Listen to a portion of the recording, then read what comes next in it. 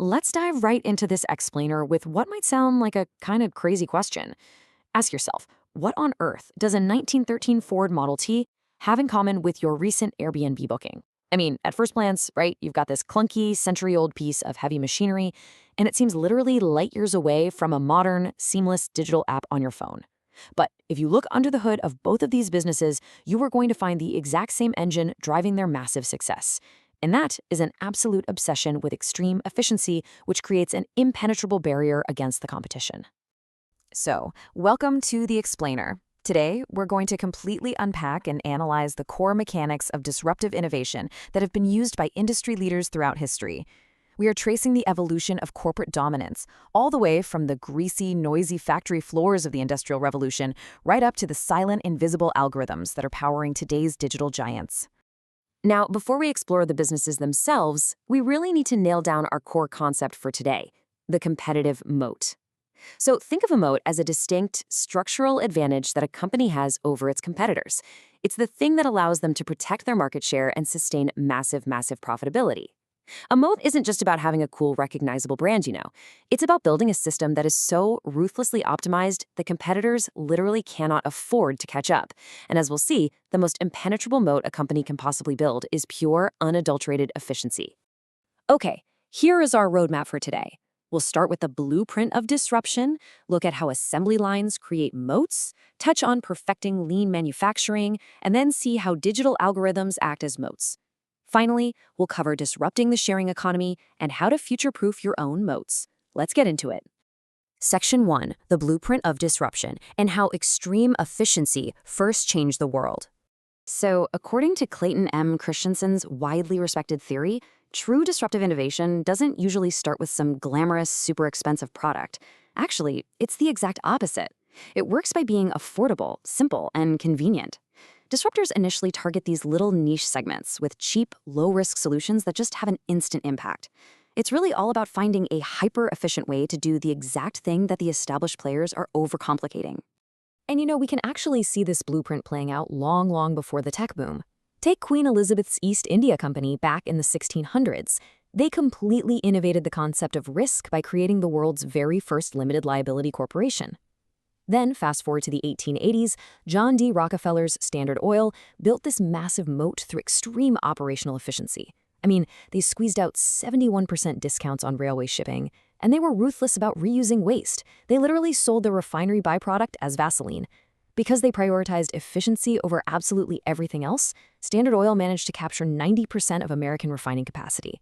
Moving on to Section 2, assembly lines create moats and the physical mechanics of rapid scale. Consider this absolutely staggering metric for a second. 12,000 cars in just 2 days. Before 1913, it took Ford an entire year to build 12,000 Model Ts. 1 year.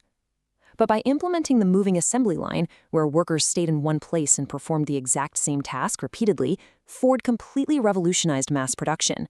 This assembly line efficiency created a competitive moat so incredibly deep that Ford could slash their prices, pay their workers higher wages, and still totally dominate the market. They took the complex and made it simple, and they made the expensive affordable.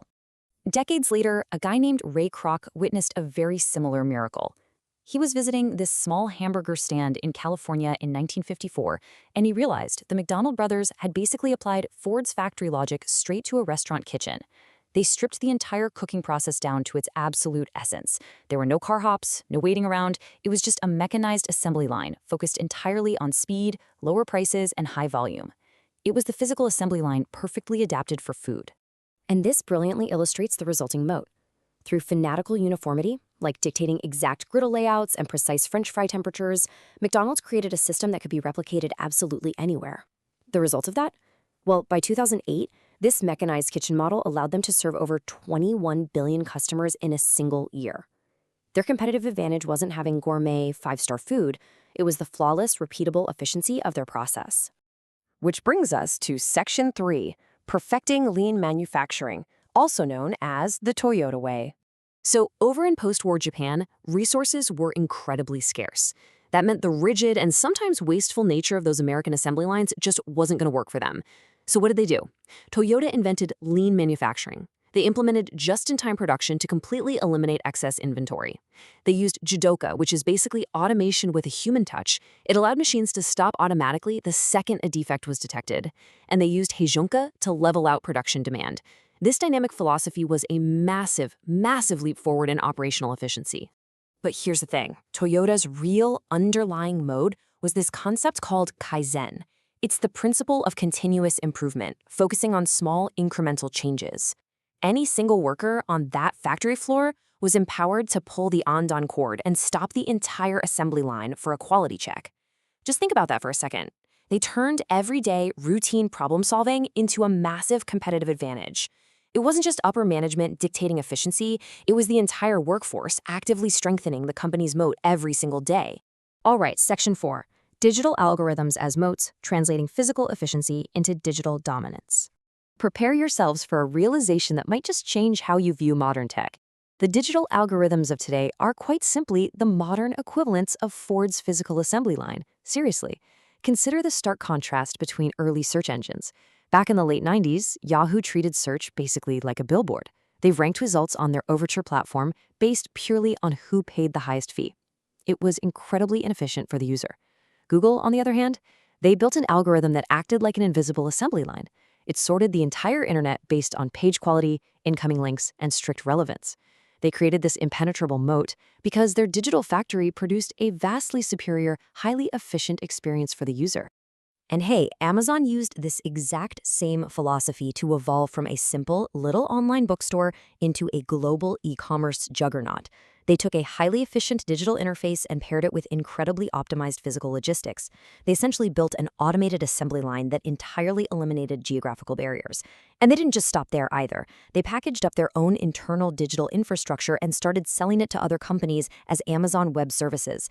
That created a cloud computing moat that competitors are still, to this day, struggling to cross. Section 5. Disrupting the sharing economy, or how to scale without the physical assets. Think about traditional hotels. They rely on massive capital investments, huge corporate structures, and actually owning physical real estate. It's a very slow, very heavy business model. Well, Airbnb completely flipped this on its head. They built a highly scalable peer-to-peer platform that simply monetizes spare rooms. By heavily investing in trust mechanisms, things like user reviews and secure payments, Airbnb created a digital assembly line directly connecting hosts and travelers. They disrupted the entire hospitality industry by making the matching process hyper-efficient, and they did it without owning a single hotel room. Now, we can actually trace the roots of this specific kind of digital disruption back to the late 90s. Just as Napster's peer-to-peer technology revolutionized music distribution by making file sharing totally frictionless, which ultimately forced the giant recording industries to adapt to digital streaming, Airbnb's platform forced the traditional hotel industry to adapt. Both of these companies built their moats by making the connection between the provider and the consumer as direct and as mathematically efficient as possible. And finally, Section 6, future-proofing your moat. We're talking strategic renewal in the age of AI. Because as history consistently shows us, a competitive moat will eventually dry up if a company doesn't engage in constant strategic renewal. Microsoft is a perfect illustration of this concept. Back in 1975, they were licensing basic software. By 1985, they disrupted the market with the Windows graphical user interface. But decades later, instead of just resting on their laurels, they aggressively pushed into Azure cloud computing in 2010. And more recently, they formed an AI and research group, investing heavily in OpenAI. They are constantly shifting and evolving their business model to ensure their efficiency moat stays totally future-proof. So, stepping back and looking at the big picture, we can clearly see a universal thread weaving through this entire journey. From Ford's moving assembly line back in 1913 achieving mass production scale, to Standard Oil's waste reuse in the 1880s, to Amazon's logistics in the 90s, and Airbnb's scalable platform today. The tools definitely change, right? They go from physical steel gears to invisible lines of code. But the core mechanic of disruptive innovation remains exactly the same. How assembly line efficiency creates a competitive moat is the undeniable foundation of corporate dominance. So, I want to leave you with this final, provocative thought to ponder as you navigate the modern business world. As artificial intelligence rapidly becomes the ultimate digital assembly line, streamlining complex processes that we probably haven't even thought of yet, what will be your company's competitive moat? Thank you so much for joining me for this explainer. Keep innovating out there, and I will see you next time.